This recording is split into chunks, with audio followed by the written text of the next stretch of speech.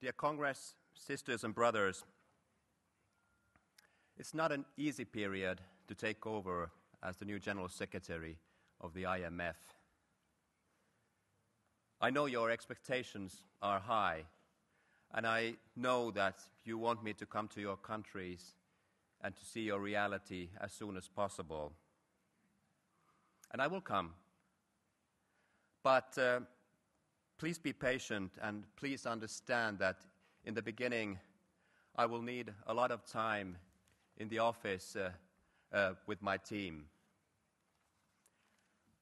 My leadership style will be based on openness, democracy, consultation, and involvement of the whole IMF family. Using our full force means getting everybody on board and giving everybody a possibility to participate.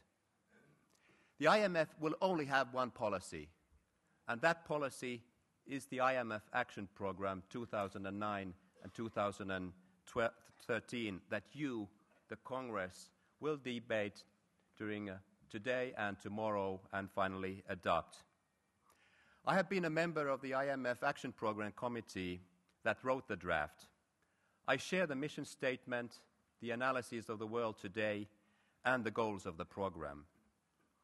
We can and we must build forceful action upon the main themes of the program, build strong national unions, organize the unorganized, invest in union building, education and training, strengthen collective bargaining, defend trade union rights when needed with innovative campaigns, effective campaigns, improve equal rights and women's representation, and fight for safe workplaces, build a counterweight to multinational companies, and bring about sustainable trade, development and employment, decent work. It is equally important to review the working methods of the IMF. A dynamic and result-oriented IMF has to be visible, transparent, and offer all the possibilities for affiliates to influence decision-making, both globally and in the regions. We want to engage all the affiliates in joint action. And in the following, I will highlight just some of the key areas and how I would like to address them. The first area is getting from the global crisis to a sustainable future, and the trade unions being engines of change. The global financial and economic crisis is a bankruptcy declaration for a globalization model driven by neoliberalism, deregulation, privatization, and financial speculation. Now we have a historic opportunity to change this model to another one with a real development agenda for social justice, eradication of poverty, fair rules for trade and investment, and for fighting precarious employment. The World Trade Organization's struggling Doha round negotiations have focused on narrow tariff questions.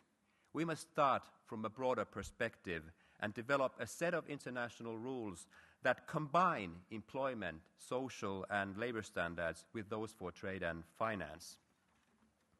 In the build-up to the G20 summit in London in April, the global unions managed to come together with some concrete proposals on how exactly to re-regulate the financial markets and how to create a new global financial institute, including the reform of the international financial institutions, to make them more transparent, accountable, and to ensure a greater safety for developing countries. While the G20 conclusions in London include some positive elements, we know that we have to keep up the pressure on our governments to make sure that these nice words are translated into action. At the same time, we have to continue to pressure our governments to ensure massive stimulus packages, credit arrangements to keep the industry going, investment in infrastructure projects, social safety nets, and to support the workers who risk losing their jobs. Developing countries with no social security nets cannot clear the way out of the crisis without special assistance. The global climate change negotiations hopefully lead to a new worldwide agreement in December in Copenhagen. The IMF family should take a proactive role in this process to ensure a fair deal also for the world's metal workers. A sustainable, low-carbon future is possible, but the conversion has to take place over a sufficient amount of time, improving energy efficiency, technology transfer, joint developing mechanisms and training. New and sustainable technologies offer considerable potential for new jobs. But green jobs have to be good jobs with decent working conditions and respect for fundamental workers' rights. Industry is often presented as a threat. In reality, it's part of the solution towards a sustainable future.